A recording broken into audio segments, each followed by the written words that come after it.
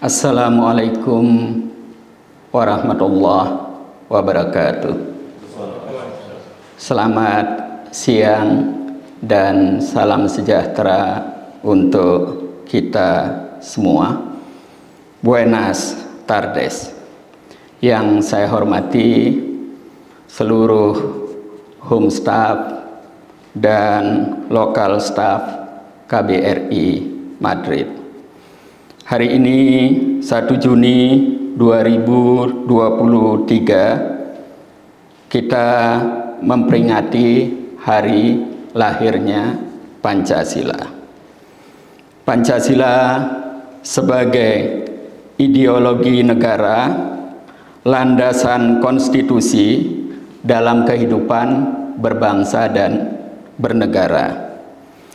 Penting sekali kita memperingati Hari Pancasila ini sebagai bentuk rasa syukur kita, sekaligus terima kasih kita kepada para pahlawan, para founding fathers, para pendiri Republik Indonesia yang sama kita cintai dan sampai sekarang kita nikmati.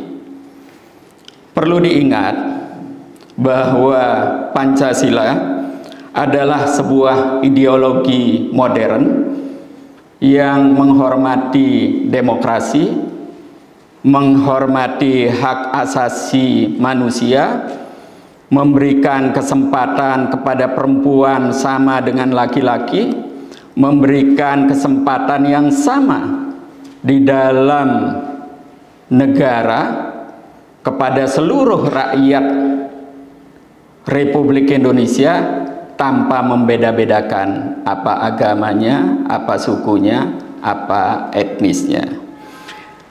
Dan pada saat yang bersamaan, Pancasila juga berpijak kepada sejarah bangsa Indonesia, tidak mengabaikan nilai-nilai yang hidup di masyarakat, begitu juga menempatkan kearifan lokal sejajar dengan berbagai prinsip-prinsip demokrasi di tingkat universal. Perlu kita sadari bahwa Pancasila sebenarnya lahir melampaui zamannya.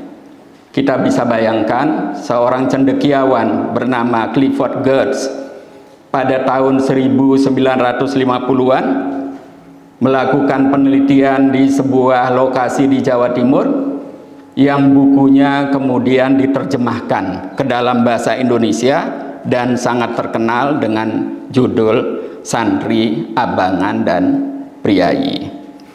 Hasil penemuan Geertz ini merupakan potret objektif kondisi demografis masyarakat pada waktu itu, afiliasi politik masyarakat pada waktu itu, di mana kelompok nasionalis di satu sisi dan kelompok religius di sisi yang lainnya. Ini sama sekali kalau kita menggunakan spektrum ideologi pada posisi yang diametral. Dan pada saat itu karena kearifan beliau-beliau itu mampu melahirkan sebuah formulasi yang luar biasa. Ini yang sering disebut dengan sebuah kearifan yang melahirkan sebuah kompromi politik yang bisa diterima semua anak bangsa, apapun agamanya, apapun sukunya, apapun etnisnya. Ini sebuah prestasi yang luar biasa yang harus kita ingat, kita kenang, dan harus menjadi ruh yang hidup di hati dan jiwa kita, khususnya pada kita sebagai abdi negara. Sekarang situasinya sudah jauh berubah dan semakin membaik.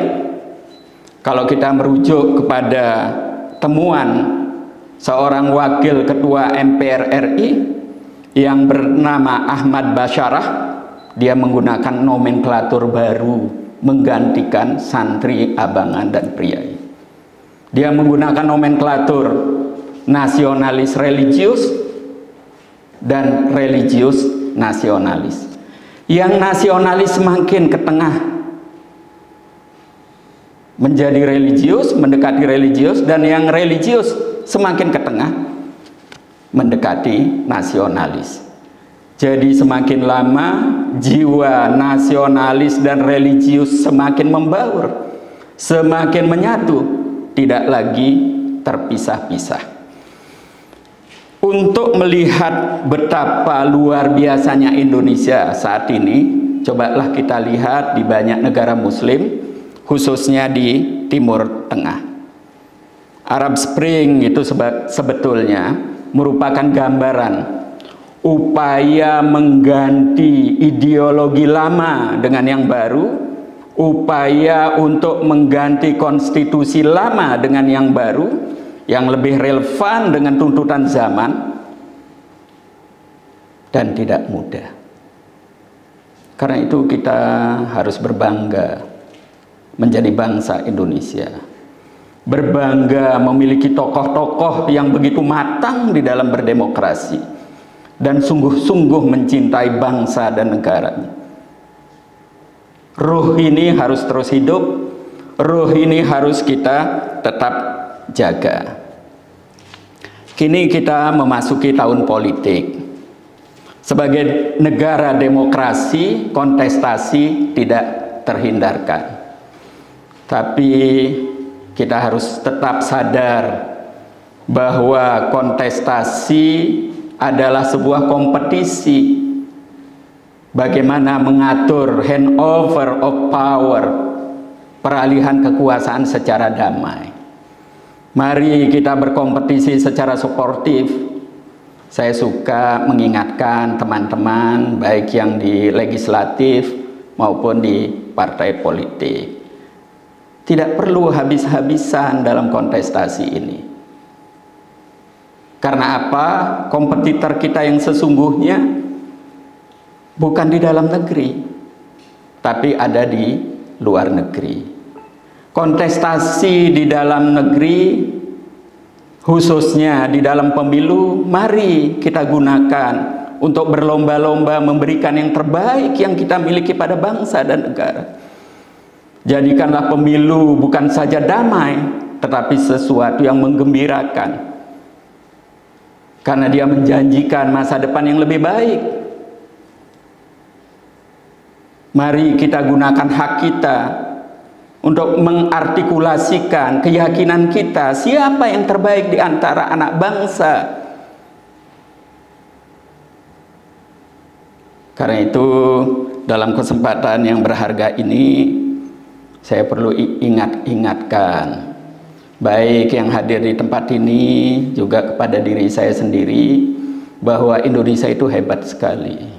Potensi alamnya luar biasa. Posisi geografisnya luar biasa. Kalau kita bekerja keras, bekerja cerdas, kreatif dan bersungguh-sungguh, tidak berpura-pura, maka Indonesia itu cepat sekali akan maju. Kemakmuran itu di depan mata.